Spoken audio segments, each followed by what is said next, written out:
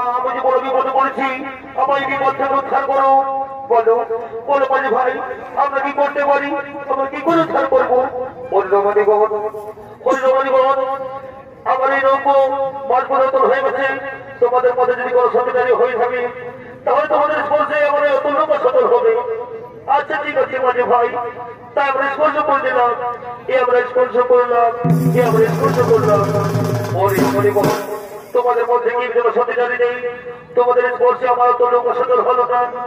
এই মাঝি ভাই, আমাদের একজন দিদি আছে, তবে কিন্তু তার সামনে ছাড়া কোনো কাজ করে না।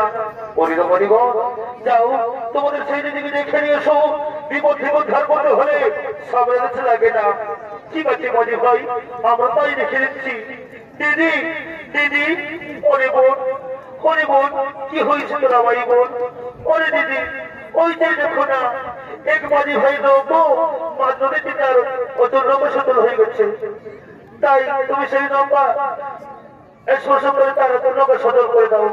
ঠিক আছে বোন, আমি তাই করে দিচ্ছি।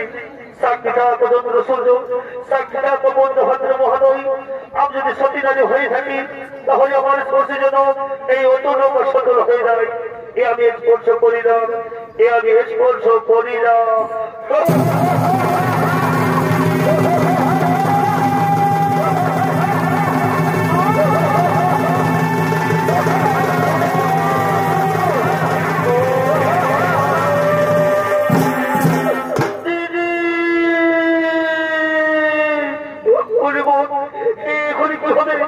আমাদের দিদিকে যে হরফ করে দিয়ে চলে গেল, চলো আমরা বিলম্ব করবো না, চলো আমরা দাদার কাছে ছুটে যাই।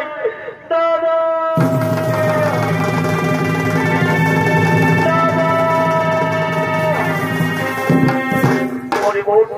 তোমাদের কি হয়েছে? এত চিন্তা করছো কেন? আমার চিন্তা কোথায়? আমার চিন্তা আমি দেখতে পাচ্ছি না। ওরে দাদা, ওরে দাদা, তোমার চিন্তাকে হরণ করে নিয়ে গেছে।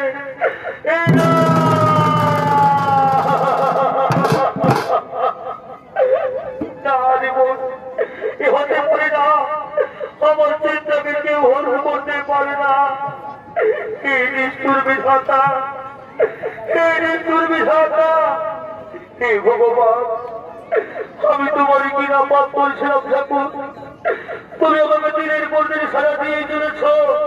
হে ভগবান, তুমি আমি এই রাজ্য থেকে দাঁড়িয়েছ, আমাকে পথের ভিখারি করেছ, তবুও কিন্তু বলতে আমি তোমার কাছে কোনো নামে জানাইনি। কিন্তু হে ভগবান, তুমি শেষ পর্যন্ত আমার কাছ থেকে আমার চিন্তাকে তুমি কেন ফেলে দিলে ঠাকুর? কেন কেন ফেলে দিলে? মনে বোন, আমরা বিলম্ব করবো না, চলো আমরা চিন্তার খোঁজে যাই।